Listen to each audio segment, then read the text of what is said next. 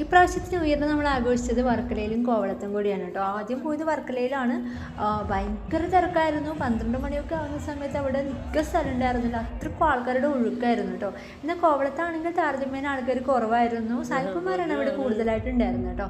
Okay, വർക്കലയിൽ ക്ലിഫിലേക്കൊന്നും നമുക്ക് അടുക്കാൻ പറ്റിയിരുന്നില്ല, കാരണം പോലീസുകാർ അപ്പുറം ഇപ്പുറം നിന്ന് കയറ് കെട്ടി ആൾക്കാരങ്ങോട്ടേക്ക് വിട്ടതേ ഇല്ല.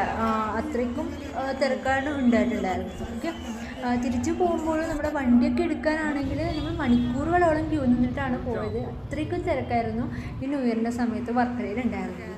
ഓക്കെ, കോവളം ബീച്ചിൽ ഞാൻ ഒരു കുട്ടിയെ കണ്ടു കേട്ടോ. വിദേശിയാണ് ആളെ നമ്മുടെ കടൽ തീരം അങ്ങ് വൃത്തിയാക്കുക. അതായത് കടൽ കടന്ന് വന്ന ഒരു മദാമ ആണ് നമ്മുടെ കേരള തീരം വൃത്തിയാക്കുന്നത് എന്നുള്ള ഒരു അവസ്ഥയാണ് ഇന്ന് നമ്മുടെ കേരളത്തിനുള്ളത് കേട്ടോ. ഓക്കെ, കണ്ടപ്പോൾ എനിക്ക് എന്തോ പോലെ, എന്താ പറയുക, നമ്മുടെ നാടല്ലേ, നമ്മുടെ നാട് നമ്മൾ വൃത്തിയാക്കുന്നതിന് പകരം മറ്റൊരു വിദേശി വന്ന് വൃത്തിയാക്കുക. അങ്ങനെ നമ്മുടെ ആഘോഷങ്ങളൊക്കെ കഴിഞ്ഞ് നമ്മൾ ഒരു ബസ് സ്റ്റോപ്പിലാണ് കിടന്നുറങ്ങിയത് കേട്ടോ. അതാ ഈ കൂർക്കം വലിച്ച് കിടന്നുറങ്ങുന്നത് ഞാനാണ്. രാത്രി ഒരു 3 മണി മുതൽ നമ്മളിവിടെ ഉണ്ടായിരുന്നു. ഒരു